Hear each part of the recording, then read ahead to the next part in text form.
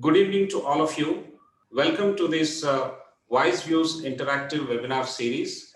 This is the 8th webinar in our series under the aegis of ICFAI Online.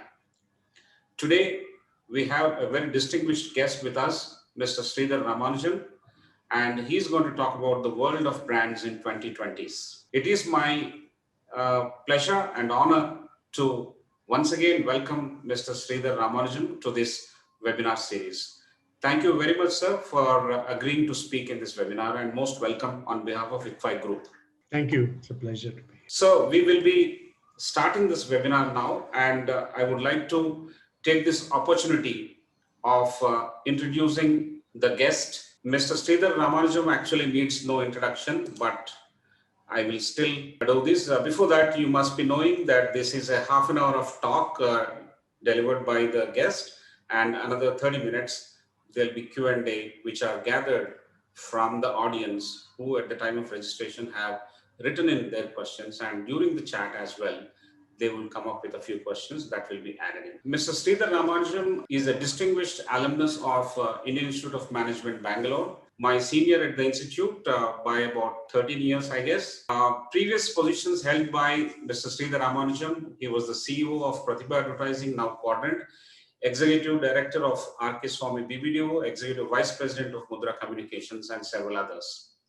He founded Brand-comm, which is now part of Madison World, a niche communications company headquartered in Bangalore with 6 offices across the country.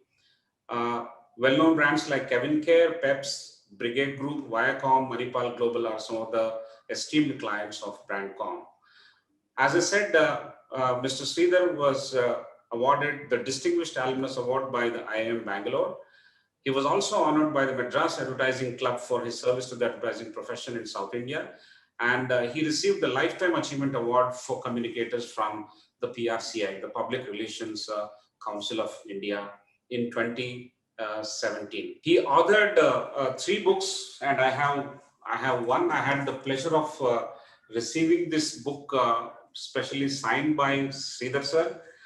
That is One Land, 1 Million Minds. It's a brilliant book. I read that book laced with light humor, and its sequel, Googly Branding on Indian Turf, and also the Tamil book, En Vali, Tan Vali.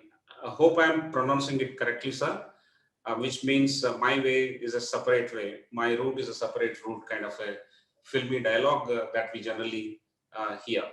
And he's also on his way to completing a book on advertising and brand management. He's also working with the trust which he started in his mother's name, which helps educate girl children.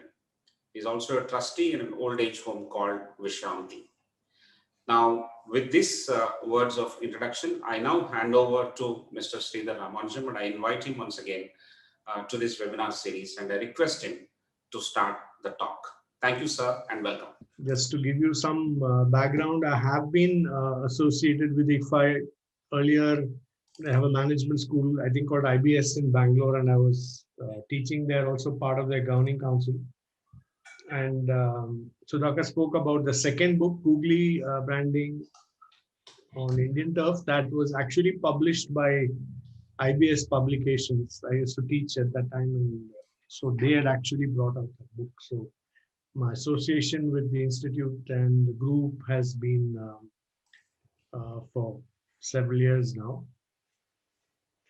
So the topic today is, we are talking about branding in the 2020s. And as you know, the 2020 was a year like no other. All of us experienced the pandemic, and some of us are still struggling from that.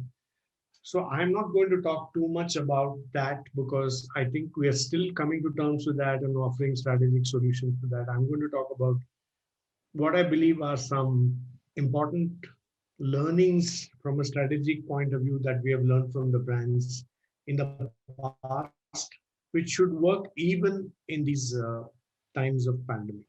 So as I spoke to you, I'm not going to talk about only what happened in the pandemic, but subsequently. Can we go forward? Yeah, so I got very good responses to this. Can you go to the next slide, please? And you can just keep transiting till you get the whole slide on. There are 5 or 6 points here. So if you look at a brand is your promise to the market, your point of differentiation, an expression of your value proposition, your perception in the minds of your customers, the visual impression of your company. Somebody spoke about it, the heart and soul of your organization, how you answer the phone, because very often we think of all the big things, but how you handle customer service, and your most powerful sales tool, and more. This is really what a brand is. And we're going to talk about managing successful brands. So I just want to dispel the myth that branding is all about advertising, branding is all about colors, branding is all about identity. All these things matter. We have a clear strategy when we design the identity for a company. We try to create a purpose for the brand, but there's a lot more to a brand than this. Okay, so here's my next question. Can you go back, please? Sorry. What do you think makes brands successful? Please key in your answers, whatever comes to your mind. You have seen many successful brands in your life. You're probably working for some of them. What do you think makes brands successful? Ability to understand customers, very important. Positioning is very important. Uniqueness, keeping up their promise. Yes, the holistic experience. Quality, of course, I think would be a hygiene factor. You can't succeed without quality. Loyalty you develop over a period of time. So all of these are true. Can I just go on to the next slide, please? Thank you very much for your quick and positive response. Excellent service to the customer. Whilst there are many reasons why brands are successful, I think the key reason, or key two sets of reasons that I value more than anything else, is that the brand has to be relevant to its customers at all point of time and different from its customers at any point of time. So if you look at a competition different from its competition at any point of time, well, let's take two successful brands that many of you are probably using all the time, whether it's a Colgate toothpaste or a Surf Excel, which your family may be using as a detergent. How are these brands been successful for over 50 years? Colgate has over 50% market share. It has so many variants. It has so many, it asks you to, even has salt in it. So if you look at the matrix, there are two things. Brand strength is differentiation plus relevance, and the stature is knowledge plus esteem. So these four things actually, but really speaking, two things: the relevance of the brand to the consumer, and its differentiation from its competition. These are the two things that I really will be talking about during the course of this 25 minutes or so that we have. Please remember that branding is such a vast subject that we can talk about a number of things, but I would like to stay with a few things and a few examples. And many of these things are probably familiar with you, but you might look at it as a reiteration of the importance of these things. Okay, so Apple, I'm sorry about the commercial, but basically what it talks about is change the way people computed. Later, they changed the way people listen to music. That was the first thing that they did. And then, the Walkman, which was arguably the most successful product of that time, is now no longer in existence. And of course, the iPhone, which many of us want to possess but are unable to possess, is also an example. So the greatest success of Apple would be on the shape, the design of their products, the user interface. In two touches of your finger, the music would come on. Please go on. You could listen to, next slide, please, 1,000 songs in your pocket. This was the positioning of the iPod, and the iPhone is a landmark product. You will see people, standing in queues. Their launch was always big things. So Apple is really a case, but I just want to leave one thought with you, that whilst Apple has enjoyed phenomenal success in many parts of the world, it's still not as successful as it should be in India. And I think that's something that we should just wish to spend a little time on, because the fact of the matter is the Indian consumer is perhaps very different from that of other consumers in other parts of the world. They are okay with acceptable quality, but most importantly, they want affordable prices. And I think that's the biggest challenge for Apple in terms of its pricing, probably because of its import policy, not having a plant here for many years. So, whilst many of us want to own an Apple product, Many of us are still unable to open. So they did come up with an Indian variant as well, which is priced lower than whatever, but it's an ongoing thing that they're doing. So the a brand has multiple elements, and the name is the most important element because 80% of the people look at a brand, remember a brand only through its name. So can you go to the next one, please? So if you look at all these, it clearly see that all of them are um, telecom companies. And then we have a name like this. Next slide, please, which is very different. So it was, which has now become Vodafone. So it's a Hutch.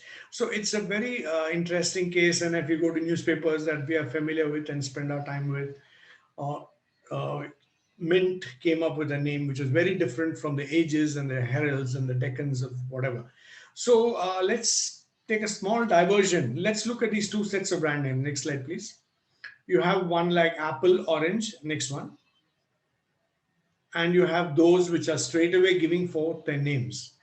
So, what are the advantages or disadvantages of the first versus the second? Any thoughts? Can you send in your chats, please?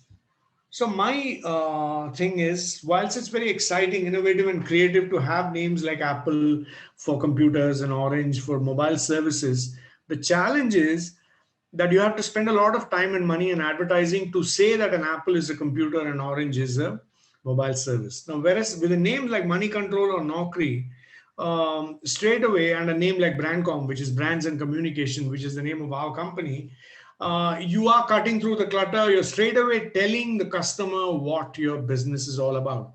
So the advantage in something like this, whilst it's not very creative, whilst it's not clutter breaking, the greatest advantage is I think it tells you what business you are in. And I think that is very, very important today, particularly if many brands, particularly startups, don't have money for or large advertising budgets. So I think that's an important thing that some brands are doing.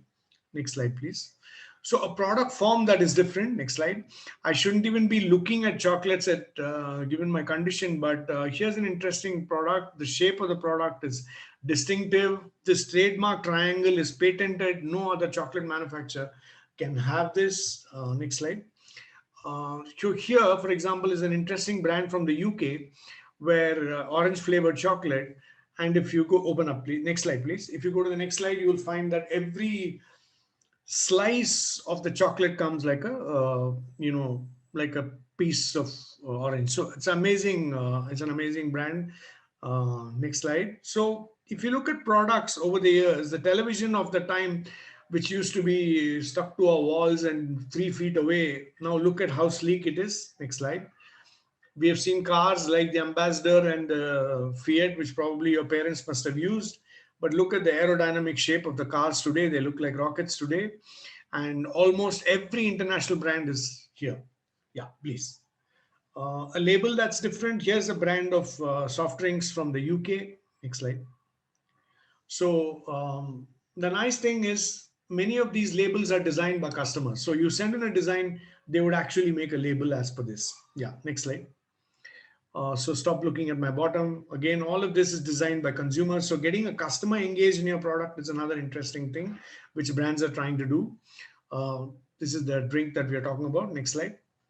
And a brand tries to be different in everything that it does. So here's an airline announcements are the most boring things, but here's somebody saying there may be 50 ways to leave your lover, but there are only 4 ways out of this airplane, because people never listen to safety engagement requirements.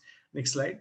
And the pilot says, when coming into land, it's not uncommon to hear the pilot say, we'd like to thank you all for flying with us today. And the next time you get the insane urge to go blasting through the skies in a pressurized metal tube, we hope you can think of Virgin Atlantic. So that is the character of the brand. It's different. It's kinky. It's people, you expect people to smile. And that's what they've been trying to do. Yeah.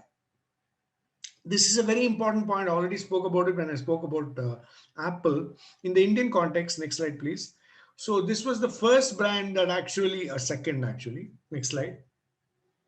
This was a, yeah, you can show the visuals. Next one. Yeah. So today, nearly 54%, I think the numbers may be wrong, of the shampoo market is sachet. Schick was the second brand. The first brand was a brand called Velvet, which was run by this company's owner's brother. and 50 paisa because I was involved with the launch of the brand many years ago. Today it is 1 rupee 50 paisa. But this is a very important thing. If you read C.K. Prahalad, he wrote about the single serve revolution. And the risk for the consumer is very less because even if she doesn't like the brand, all that she has lost is 150. So if you go to a small hotel, you go to places where you will find that the sachet and the biscuits come in 3 packs. Hair oil comes in a very very small. So this is a great Indian revolution, which has made a big difference in terms of overall reach of the consumer and reaching out to many more people than you would have otherwise done. Because otherwise, a bottle of shampoo may cost 50 rupees, and if you don't like the flavor or the fragrance, then it's a risk that you may not take. But at this rate, you can definitely try. Next slide, please. We could have a different scheme. Next slide. So this is a very interesting thing for us. A pair of jeans is very common, and it doesn't seem a great deal. But to a lot of India, 2,000 rupees is can be a lot of money. So here was a scheme by which Levi said, why should EMIs only be for cars and houses and refrigerators and television sets? Why don't we try them for jeans? It was a very successful scheme. Next slide, please. And I want to make one point which Gary Hamel, the guru, said. He says if a company is interested in finding the future, most of what it needs to learn, it must learn outside its own industry. Sudhakar told me that many of you are working and you're probably experts in your product category. But the important point I want to leave behind with you is that you are probably knowing what your competitor is doing and your competitor knows what you're doing. So you may not learn too much from your competitor. But if you look outside of your industry, you may learn a lot. So, for example, I always believe that a mobile phone company can learn a lot by looking at a mobile services company. How are they coming up with different schemes? How are they doing different things? So if you can look outside of your industry, the opportunity to learn what new things and see, is it possible for me to adapt that into my own business, is something that you need to keep constantly asking yourself. And you will probably learn and appreciate many many things which you might not have done if you looked only at your own industry. Yes, please. Can you have an event that is different? We did work for many years now. Let's try the volume on this, Sudhakar. Next one. We used to do a lot of work for the Future Group, and Mr. Biani was an outstanding businessman, probably ahead of his time, and you should read his books. He was a great, had a great pulse for the Indian consumer, and he did this, had this thing of tremendous pricing and everything. But what he said was August 15th and January 26th were the only days the markets was closed. He said, why should, when customers are sitting at home, why should we not let them shop? And so he came up with this tremendous idea of Sabse Sasta Din, which everybody followed. The We did this thing of Sabse Sasta Din where we said let's use January 26th and August 15th as days when people can shop. Many people would shop only on that day because it's for us who live in the cities, maybe 4 to 5 times a week also you may shop. And today with online shopping, it's changed the entire gamut of things. But they would actually wait for this day, come from to markets like Bombay and Delhi and shop. So it was an amazing experience. But the same company did extremely badly over a period of time, and he had the conviction to say that we made a lot of mistakes. We expanded far more than we should have. We leveraged our company more than we should. So it was an amazing experience working with Mr. Biani, who I really believe is a visionary retail leader in this country. Yeah, next slide. Yeah, a logo is a very important part of the brand. Next slide. So the Nike swoosh, we don't even need to say that it's Nike because it's so well recognized. Next slide. The interesting story about this was Phil Knight, when he started Nike, didn't have a lot of money. So this was actually designed by a college student, and he paid her $35 for designing the logo. She had done it freelance as a student. But 25 years later, when Nike had become a big brand and everything, had become one of our global leaders, He actually invited her, gave her a diamond brooch with the swoosh logo in it, and stock options in his company. So some people actually remember the people who are responsible for their success. Yeah. This is a company that we worked with. Yeah. The interesting thing about this logo was it's created by a spastic child. And Mindtree, the company which is now owned by L&T, had at that time its CSR was with spastic children. Next slide. So if you go to the software center, you would find the walls plastered with signs by um, you know um,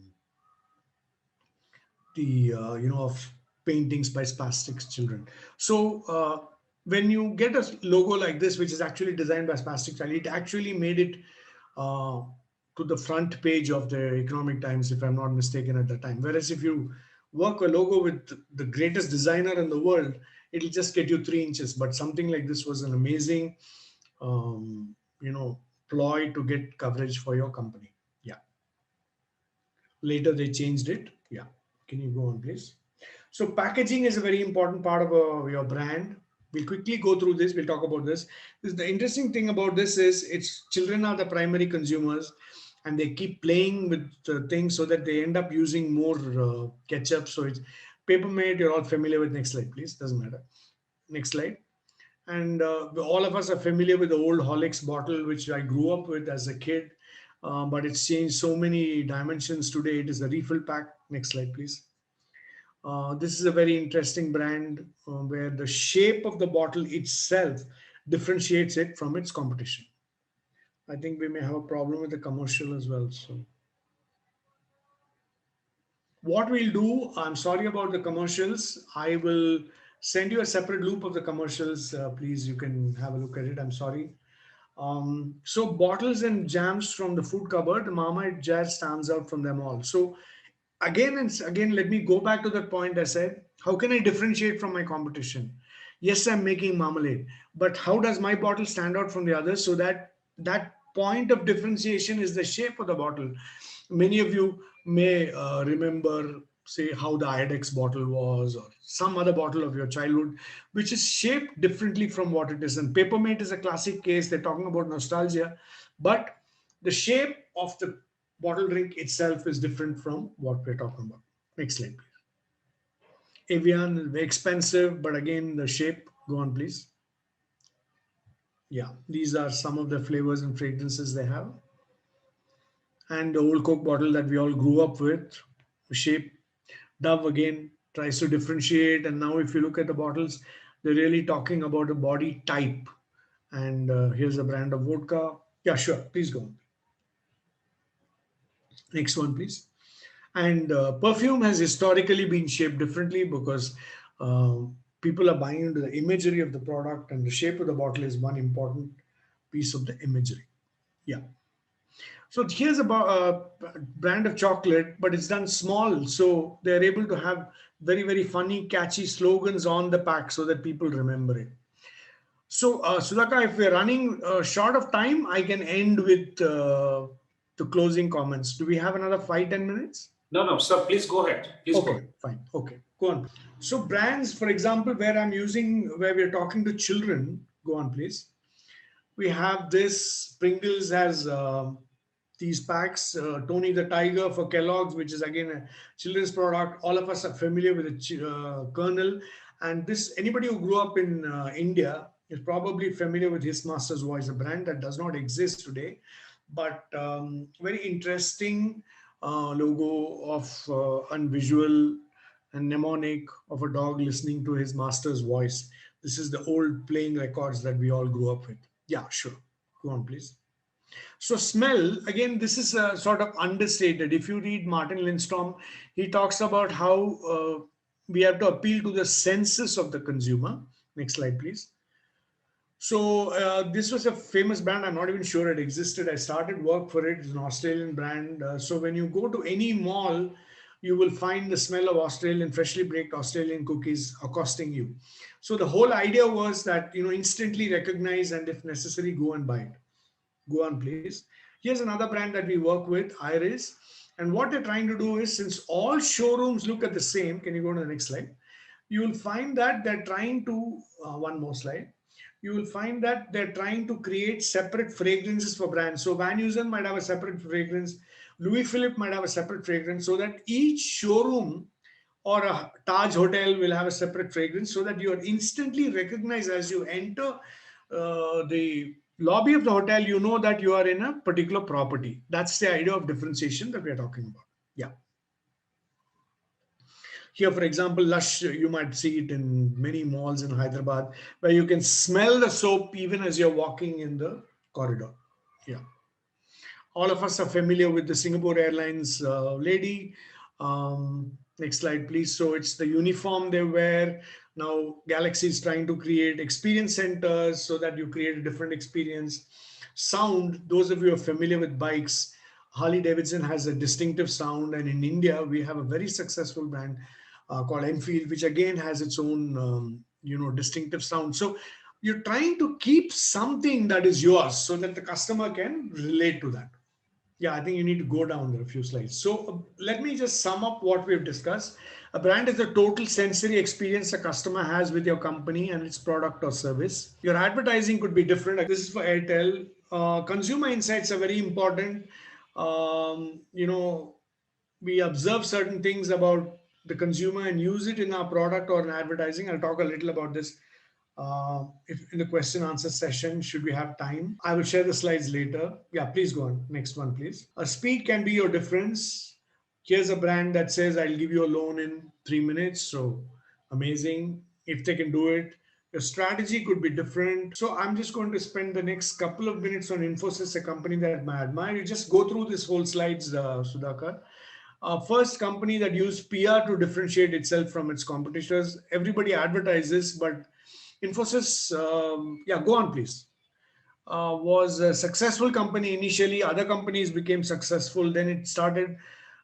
It fired its, marketing director for sexual harassment, and then it talked about providing business solutions to a flattened world. When it talked about the world is flat, transforming clients' business using technology. So all this has happened through PR.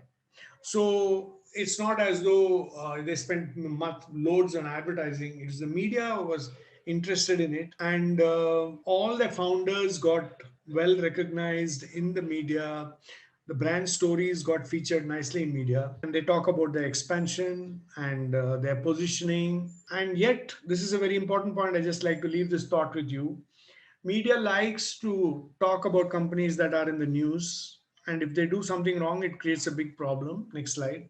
So all of us are familiar with the differences that the chairman of the board had with the CEO. That was, unfortunately played out in the open, and that created a big problem for all the people. Sure.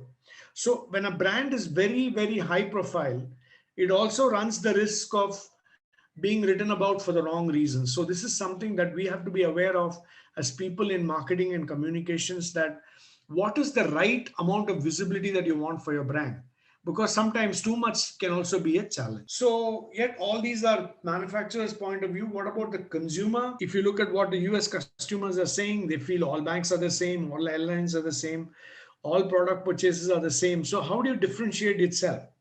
So we have this thing of a difference between brand. Is there any difference between brand identity and image? Does anybody want to send me a chat on that? Okay, since we're running short of time, let me tell you, identity is what the company tries to create, and image is what the consumer takes it out. So sometimes there can be a difference between the two, and this can hurt the brand. So if you watch this movie, this is what the brand evokes. Yeah, next one, please.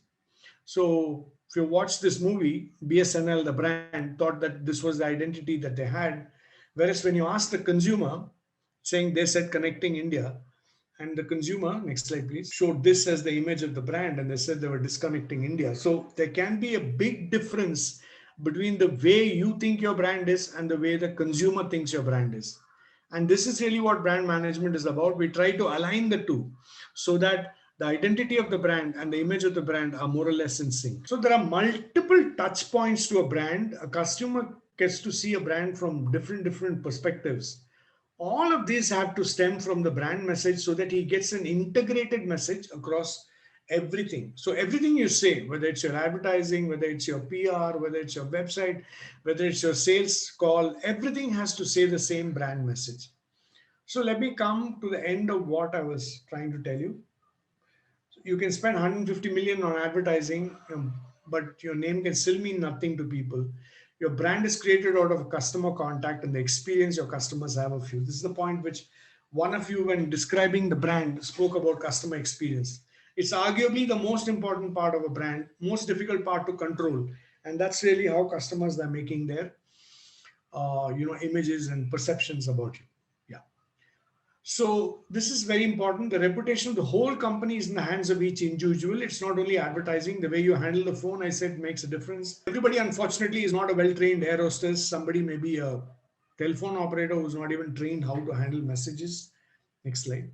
So every employee of yours delivering what you promise. So I think this is a question that you need to keep asking yourself. When I'm meeting a customer, am I really, giving the impression that I should about my brand? So very often we talk about marketing and sales, but HR has an important role. This next slide is an important thing. So in every company, there are four sets of people. One, there are champions who are storytellers. Please go back. There are agnostics who are interested but not committed. Then there are the cynics who are not involved with the brand at all. And finally are the saboteurs who are working actively against the brand idea. So if I am the CEO of the company, I'm looking for champions, promoting them, and I'm asking saboteurs to leave because these are the people who are hurting the company, who are telling people don't join the company.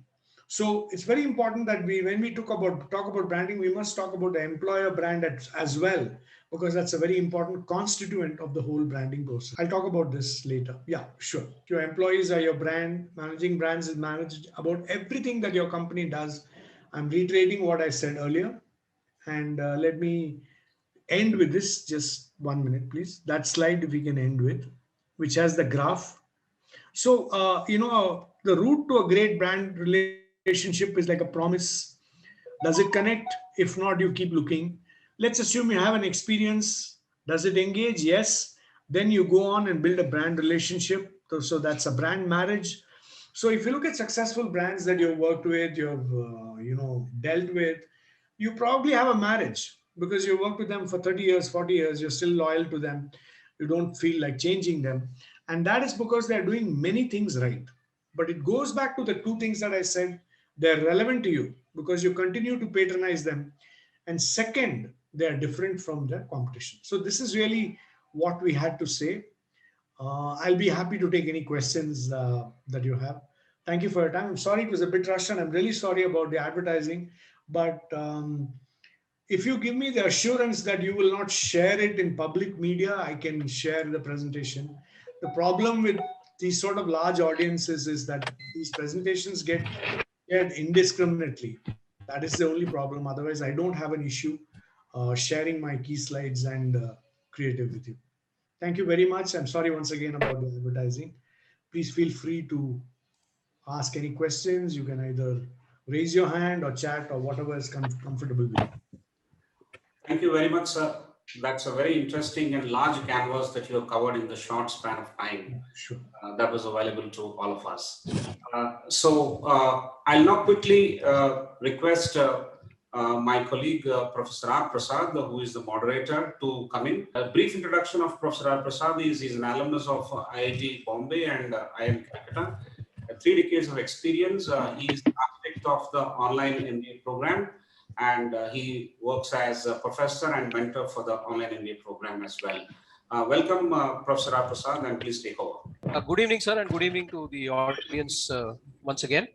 Good evening. We have a large set of questions from about 250 odd participants. So what we have done is we have clustered it, and it looks like a full course in branding, but we are trying to keep the questions very focused so that we get a broad range of response. So what I'm going to do is to present the first cluster, and then between Professor Sudhakar and myself, we'll share the clusters so that the discussion becomes more engaging. The first cluster, sir, is about the meaning and value of brands. So it starts with the first question about where did this branding story originate? I mean, how did branding become so important? How did it evolve? See, branding, actually is a very old concept, though we didn't call it branding. If you have seen Wild West movies, cattle were moving from one place to the other, and then they said, let's brand the cattle as to which ranch it belonged to. The church was one of the oldest, branders. The cross is an instantly recognizable symbol. And in India also, you look at temples, they have a particular style. Even if the architecture is different, the coloring of the white and the red on the walls of the temple to Shaivite temples have different signages to Vaishnavite temples. So I think it's something that we all knew in terms of differentiation.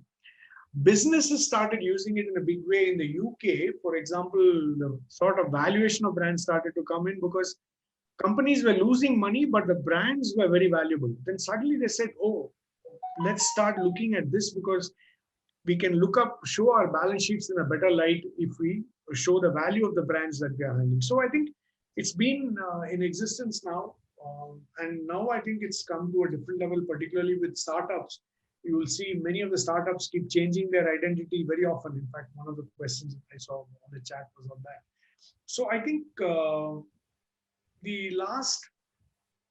think companies like P&G and Hindustan Unilever have realized the value of branding for years, and many Indian companies have followed suit. So I think it's now a well-established discipline. Thank you, sir. The insight about how religious institutions have fostered brands at its origins and how it's developed later. The next question is about the relevance and value of brands. Here, there are two types of perspectives in the questions that we get. First is, how is branding important, effective, critical for new products or for a growth of an organization? When you have an environment of today where you have so much of competition, people looking for low prices, and then what are the main parameters that determine such a value, the value of the brand? See, actually, the value of a brand is quite involved exercise. I don't want to get into the valuation of these startups because that is something that has been completely baffled many people. But if you look at a company like Hindustan Lever, the value of the company, to my mind, is the fact that it has so many successful brands like Liril, like Vim, like Clinique, and all the other brands that you know. So I think if you go to a site called interbrand.com, that's the largest valuation company in the world. They have a method of valuing the most successful brands. So one of the few things that you will see over the last few years is the emergence of technology companies as the most valuable brands, and many of the top brands that were there earlier, like Marlboro, are no longer in the top 10. So it is a shifting sort of. Coca-Cola, which was the number one brand for many years, is not the number one brand anymore. So I think Google is perhaps, Apple continues to hold its own, Microsoft is there. So I think there is a method we're seeing how long the brand lasts. Somebody spoke about goodwill. So what we're essentially trying to do is to give a value to how important the brand is in the consumer's life, and arrive at an earnings multiple which determines the value of the brand. So it's if you look at the site, you will get a clear idea of how a brand is valued. And today, brands are becoming increasingly important, as I gave you the example of Hindustan Lever or P&G, because they have so many successful brands that even if all their factories were wiped out and even if they had major disasters, as long as the brands are there, they don't really have a problem. But why are brands so relevant in today's world? I mean, how is it that it's become so critical? See, I think one thing that we are forgetting is that today many things are being bought online by young people, particularly in these days of pandemic, and they might choose the best option in terms of a price. So they might say that this is the price that which best suits me, and this is a low risk. I can even return the product if I don't like it. So these are conveniences that are happening. But there is a value in building a brand over a period of time. If I'm thirsty, I need to have a Coke. If I need a phone, I need an Apple. So I need an iPhone. If I need anything, I will go to Google. So there are many things that are built over a period of time which gives enormous value to the companies that have created them. And that is because they are forming an integral and indispensable part of the consumer's life. All of you are students. Can you imagine a life without Google? I cannot. In fact, we have a proverb in Tamil which can be translated as Mata Pita Google Devam for everything, whether you want to go from place A to place B, whether you want to check whether whatever I said is true, you can immediately check out the veracity of what I said. So when you look at all these things, your life is incomplete without the brand. So to my mind, that is an indicator of how strong the brand is, how important it is in my life. And I think whilst there may be deals and whilst there may be reasons why people may buy cheaper brands, I really think over a period of time, it is the importance, the customer experience, and all these other things that make people talk about brands. Apple, for example, there are so many people who are so evangelical about the brand. They keep writing about Apple and their experiences online. They don't have to. Nobody's paying them for it. But they're doing it because they love the brand. And I think that's really what most brands try to do, get into a part of the consumer's mind and brain so that, they matter. But it's not easy. But when you do it, I think that has a long-term sort of implication. Thank you, sir. Getting into the mind of the customer. Can good branding hide the inadequacies of a brand? I mean, this is coming from a completely different perspective. How far can a brand help to supply substandard products or cheat the customer? How does it help? It is a very short-term sort of thing. I don't know, maybe your parents, if you ask them, they will tell you about the Bajaj scooter, which they waited 7 years for and then sold it 7 years later at the same price. Or the Fiat car, waiting, you get any Fiat car only in white and 4 years was the waiting period. But these were very ordinary products. These were built in days of shortage. These were built in days of scarcity. Today, there are, I think, 1,169 brands of cars available in the Indian context. So there is no way by which an inferior product or service can last just because the brand started out well with a good identity or good advertising. And if the advertising is good and the product is bad, they say that the brand fails that much faster. So today, acceptable quality is a hygiene factor. If I don't have it, my brand is not going to survive. So I think it's very, very important that, you try to build products, if not world class, at least acceptable quality, so that the customer is not disappointed by all the hype and build-up that branding does. And then when he or she buys it, he finds that it does not live up to their expectations, then it creates a problem. Thank you, sir. So minimum quality is a hygiene factor today. Yes, absolutely. Yes. The next question is about the role of brands. And does the brand change perception of products for the customer? What difference does brand communication make to modify that perception? See, I think, communication is a very important part of this whole branding process. So, for example, if I believe that my product is expensive, then I have to create communication to demonstrate that it is not as expensive as you think it is. So, historically, we have had all sorts of things. For example, one of the challenges we have seen in India is right now is, for example, the case of the vaccine, where you find certain states like Tamil Nadu, which I have some familiarity with, have been very reluctant to adopt the vaccine because somebody sent some WhatsApp message, some actor died with a heart attack, and they attributed it to, to the vaccine. So I think it has a very important role to play. And if you look at, some of the problems that the government is facing today, I think a lot of the problems are because of their communication is not adequate in terms of what is happening. So I think communication is a very, very important aspect of what we're doing, whether it's advertising, whether it's social media, whether it's, expert opinion who are endorsing your product. So I think you must have a careful strategy in terms of what you want to communicate when. And you must also have a crisis, communication policy in place, because this is one of the things that's happening. Somebody, wrote about Maggie. It was a brand that we all grew up on, but what happened to Maggie? Somebody said the lead content is okay, not okay, and the entire brand had to be stopped and production had to be stopped for almost a year. And then it coming back is a slow, arduous process. So I think it's very, very important in terms of not only launching a brand, sustaining it, addressing certain perceptual issues. I think communication is a very, very critical component of a brand's growth. Thank you, sir. Communication very critical to changing of perceptions. Yes, absolutely. The next question is about you have so many startups today. Where should a founder focus? Should he focus on product development or should he focus on branding?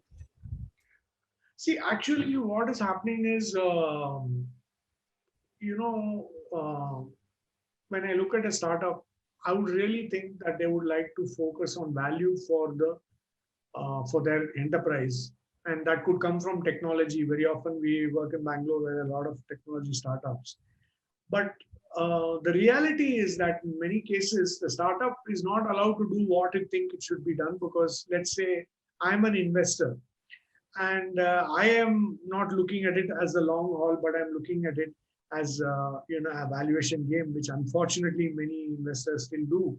So then they try to focus on advertising, and a tremendous amount of advertising is done, probably more than it is required. For example, many of you maybe have seen the advertising for a brand called Cred, which was launched during the time of the IPL. They spend far more than many of the established brands. So I am quite sure that the product was not very different. It's probably me too. So I was confused as to why they were spending so much money on advertising, but it's not my money, so I'm not really complaining. But I think sometimes the priorities are not in your control when you have a startup. The priorities may be driven by investors, and sometimes the focus may be on the wrong things. But as we said, the investor is the one who has put his money in, and she's probably looking for an exit, and that can happen only through eyeballs and only through building a brand quickly. So startups are doing things differently from the way conventional brands are, and only time will tell whether these strategies are right or wrong. Thank you, sir. Investors have a great role to play in what the priority should be for startups. The next question is about how has the internet changed the concept of branding? What is the impact of digital on print and television advertising? Well, the immediate change is that digital has become extremely important for many more categories. If you look at the Pitch Madison report, and it's available online, you will see that the growth in digital is far more than the traditional things. But if you look at certain Western markets, you can definitely say that print is on its way out. Thankfully for India, because literacy is still growing, print is one of the few medium that is still growing. So if you look at a large brand in India, and again, I'll give you the example of Surf Excel or Colgate, however important digital is, there is never going to be a scenario where you're going to not have mass media advertising on television. So in India, at least, we see the coexistence of print and television and digital, with increasing importance of digital for many categories, and many categories which could not advertise earlier because of the high costs of television are now coming to digital. So I see digital as a very, very important medium, and every young person should be familiar with the medium. But there are unfortunately old people like us who are still buying products and services. So we will have to look at how we use both all the traditional medium and the new unconventional medium. But maybe the emphasis will become more digital in the years to come. Thank you, sir. So in India, it is still a balance between print, television, and digital, with digital growing. The next question is about, sir, branding and the economy. How does branding impact the economy? How do you view India as a brand? Actually, this is quite a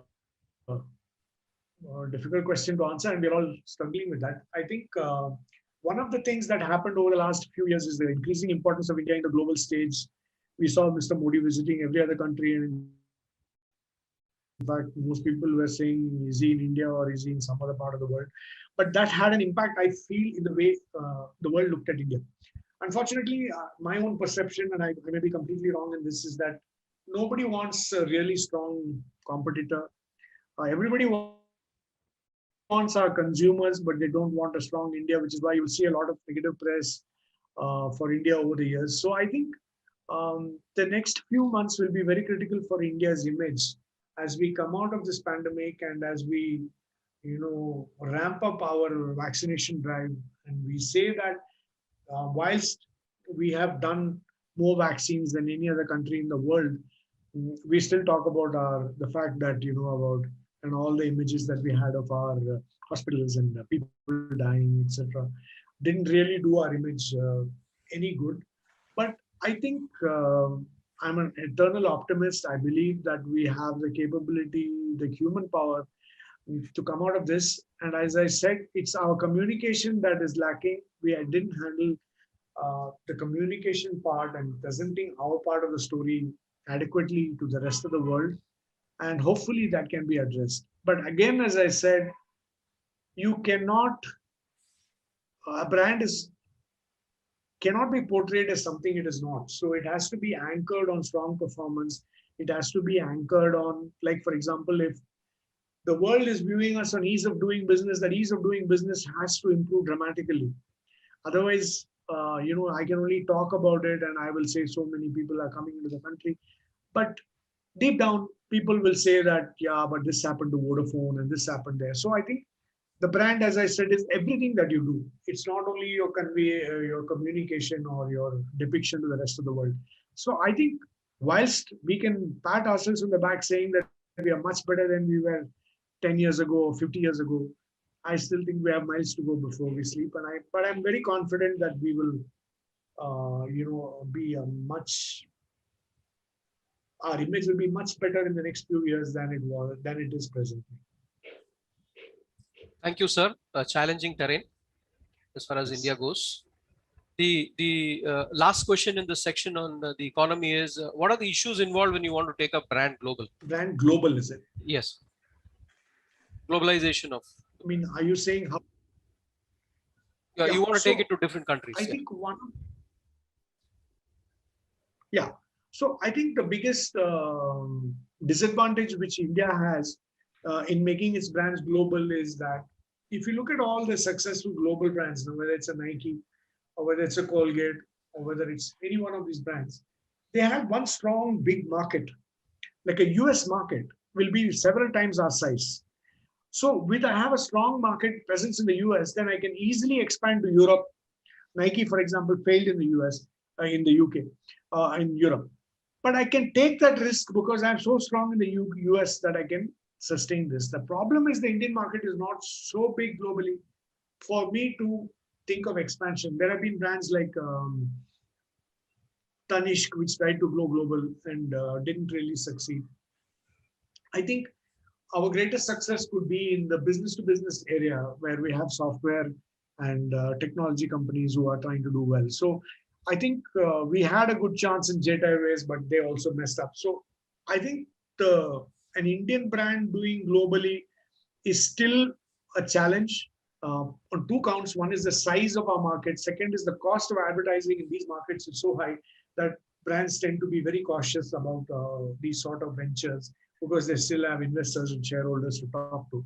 So I think we might see in the area of customer service, because that's really an area that India is a service economy, and we have strengthened people. We have an attitude towards service. So I think probably a service brand that we have can make a global impact.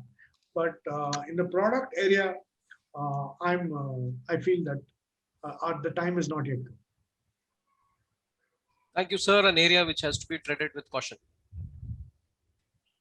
So we come to the end of this section. I hand over the platform to Professor Sudhakar for taking on the next set of questions. Thank you very much, sir. I'd like to focus now on naming and choosing. Is there any science in selecting a brand name? When you choose the brand name, what is involved in this? And how do we analyze the credibility of a tagline and branding activities in relation to its organization and their portfolio? And also, how do we choose brand ambassadors? I'm bundling everything together. Yeah, sure. So the brand name, earlier there used to be very clear guidelines saying 2 syllables, 3 syllables. How does it sound? And there are enough examples of brand names that are work well. In the Indian context, one of the things that we say is, does it have any negative in any of the Indian languages? These are things that we normally look at. But today, for example, we have startups and they have, different principles of branding because they have worked. But to my mind, uh, a brand name should sound well also, because people also get to hear and pronounce the name. So I think that's an important thing which is often not recognized. And the second, in the Indian context, that it should not have any negative impact is something that we should keep in mind. I think that addresses the brand part. What was the second question was about? How do we The analyze last the one was about tagline? yeah. So the tagline, to my mind, unfortunately, people keep changing it very often. But to my mind, the crucial thing is who is the target audience. So, for example, when Pepsi, a brand like Pepsi, when it's targeted young people, a line like "Ye Dil Mange More" definitely resonated with the target audience. To my mind, the success of a tagline is when it gets used in general editorial. Or some of you may have been familiar with the idea line of "What an idea, Sarji," which again made it to the headline of Times of India. Then I'm saying that's a really successful tagline because it has come into the mainstream of people's lives.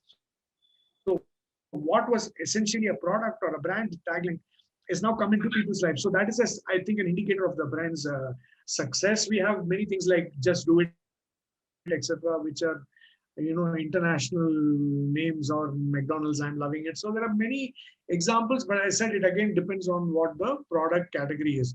As far as the corporate brand line is concerned, tagline is concerned, I think it should represent the philosophy of the company. It is more difficult to arrive at a corporate tagline than to arrive at the product tagline. And really, it should reflect what the company is all about. And I really believe that tagline is just one of the many things that people remember. So we do something called a brand association test where we talk about what all people recall from the brand. So if you ask Tata, I don't know if they have a tagline, but people will say trust. So that means that they're doing something right and people are remembering that part of it. The last part question I think is about celebrities. I'm not very, I feel certain categories like soft drinks, shoes, Nike, have been using it for years, are better suited to celebrities. Unfortunately, India is the country that uses celebrities to the maximum extent, and they use it indiscriminately. If Virat Kohli is endorsing 23 products, I'm not even sure that he knows which are the 23 products he endorses. So how does the customer remember these products? So I think sometimes celebrities tend to be a non-brainer. It creates awareness, definitely, but whether it results in action. For example, Sachin Tendulkar was my favorite cricketer, but just because he endorsed a Fiat, I was not going to buy a Fiat car, even if I could afford one. So I think sometimes the problem is with brand managers. They work for a very short time in companies, 2 years, 3 years, and they want to make their mark. And you can quickly make a mark by putting a film star or a cricketer on your brand. Oh, people will remember your advertising. But does it really work? Is the What is the cost benefit ratio? These are questions that you need to ask before you embark on a celebrity endorsement program. Thank you, sir. That's a pretty large field of work. Sir, what are the critical activities involved in building a brand, whether it is a small venture or an established business? So I think first you have to get what the brand is all about. Very often the purpose of the brand itself is not clear. I think you have to clearly position the brand. Like, for example, we talk about Virgin, the international brand. The position was wherever the customer was, they said consumer champion. So wherever the customer is underserved, the railways were not okay, so they came up with Virgin train. Airlines were not okay, so they came up with Virgin Air. So where do you want to focus on? What does your brand want to be known for? This is something that the owners have to be very clear. So how do you position yourself? What is the purpose of your brand? These are all important things. And then, of course, the entire gamut of, um, do we have any colors that set us apart? What about the logo? What about the tagline? So all these things, the uniform, if we are customer facing, uh, and more importantly, when I worked with a company like Infosys, that everybody in the company would talk the same language. So what the company's position was, everybody knew. So communication within the company, unfortunately, doesn't get the sort of attention and interest it needs.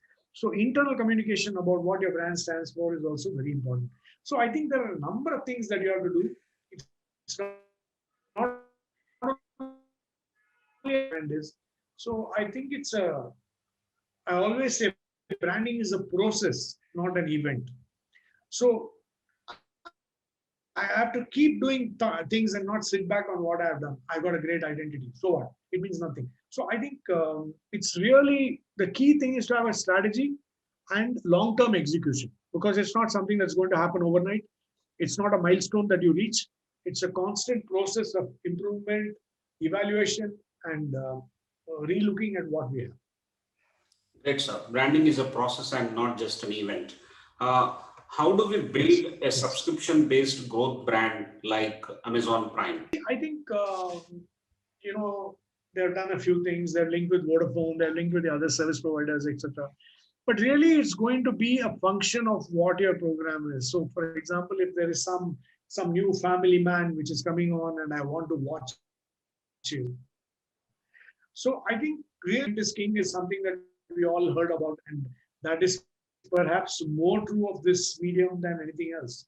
Why would you watch a particular channel? Why would you watch a particular program? I would want to do it for a particular reason. So I think again it goes back to what the brand is all about. It's not only the branding, but the reason why I want to engage with it. So I think content in the case, why am I going to continue my subscription? So I think which are happening with young people, which they're capitalizing on. Like my children subscribe to any television channel. So all they're seeing is through OTT. So obviously, the changing preferences, whereas in my house, we have everything because we are, slaves of the past as well as looking forward to the future. So I think it's very important to understand what customer perceptions are, what they're looking for, and whether what you're offering is important. And word of mouth becomes very, very critical because I have a lot of friends, many of whom are retired, and every morning there is something saying, have you watched this on Amazon Prime? Have you watched this on, Netflix? So they're constantly looking for endorsements, user interface, and user recommendations become very important. So I think I go back to that original point that content is very important. Great, sir. Thank you. Most brand management concepts are Western. Do we need an Indian way of building brands? Most certainly, I agree with you. I was talking about this, Mr. Biani, because he was a real. Sudhakar, I'm going to wind up in 5 minutes. I have something, if you don't mind. Yes, sir. Yes. So the Mr. Biani looked at the Indian consumer very differently from the rest of the world. And I will tell you the story of Tanishq, the real life story of Tanishq. So many of you are familiar with this concept of core competence and stick to your knitting. That means if you are familiar with something, stay with that. So Titan was a watch manufacturing company, and why would they go to jewelry manufacturing? But Xerxes Desai, unfortunately, he's no more. He was a visionary, and he said many of these Western theories are done in stagnant economies. They're done in places where they're looking for new ways of growth. So they will constantly say, let's stick to our knitting, let us do this. But India is a growing economy. So there's a great opportunity in jewelry. People are buying jewelry for everything, for whether you die, whether you're born, whether you're wedding, whether your engagement. So let's get into that market and make international class jewelry. And today Tanishq is the largest brand of Titan.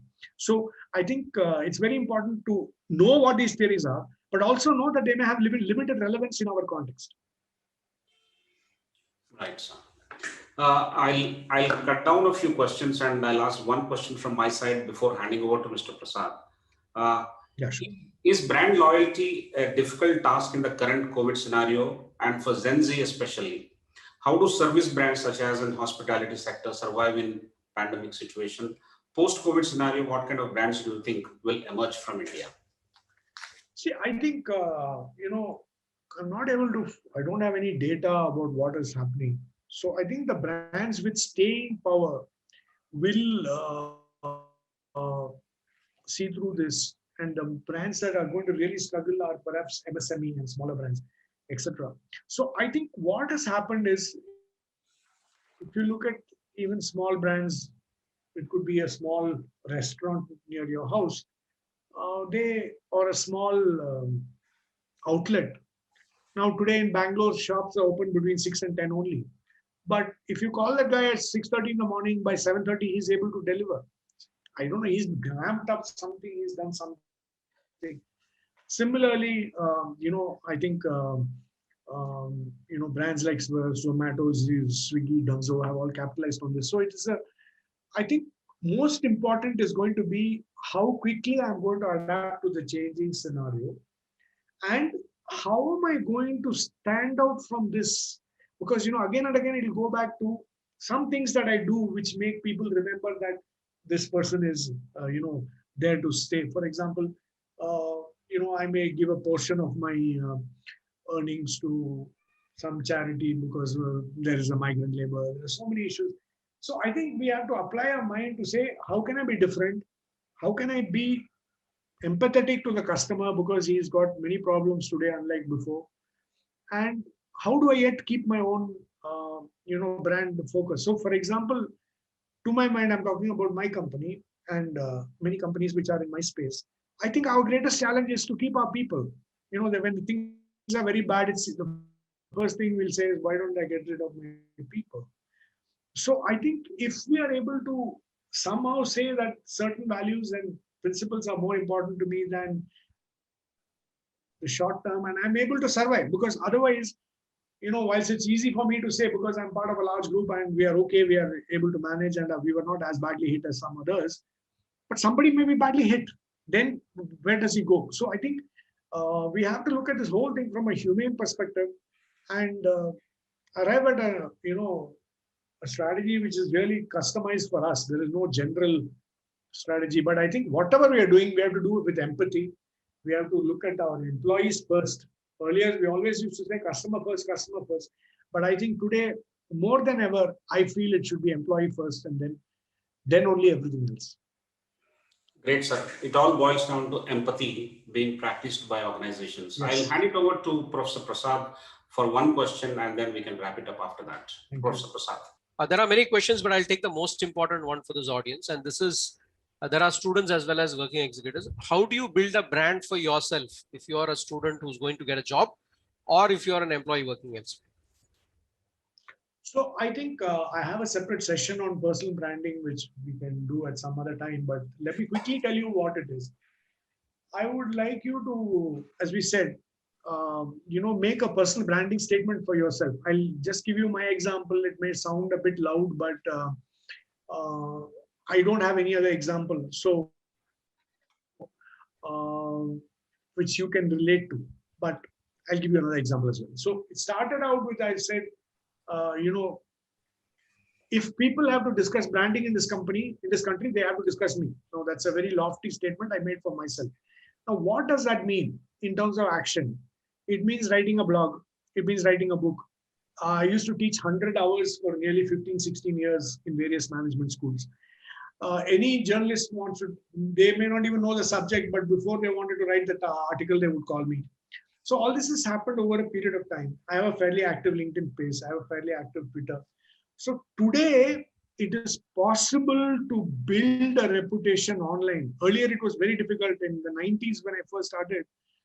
To get an article in brand equity would take so much time, and then you will have to mail it to all the people because people would not read the paper. So today, thanks to online and having a smart strategy in place. So the starting point is, what do you want to be known for? So if I want to be the greatest expert on logistics, so be it. So let me build an expertise in that. Let me write about that. Let me read about that. Let me share articles which are written by other people in that. Let me follow the industry leaders in that. So I have a clear strategy in place for getting more visible in that space, which is important to me. To me, the branding space is important. So anything related to branding, I will try and have a point of view. Maybe right, maybe wrong, but at least people know that he has a point of view. So you must have a point of view. That is important.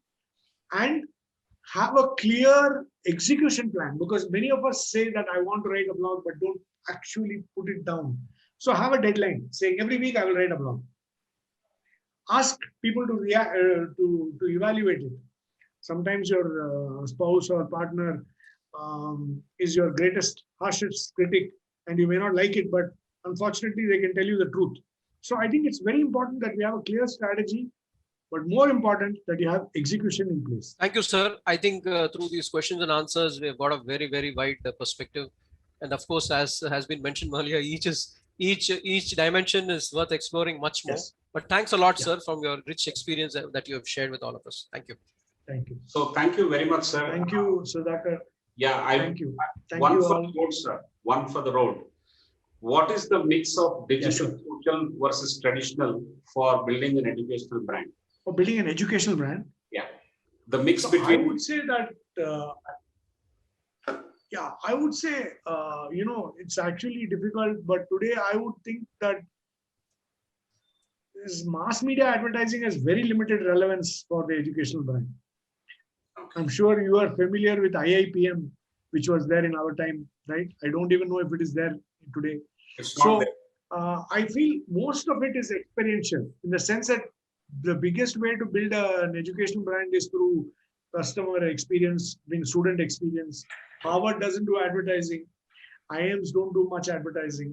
So I think online user experience and content which shows that you are the thought leader in that space, I think those are the things. And of course, you have different sets of audiences. You have parents who are matter. You have students themselves.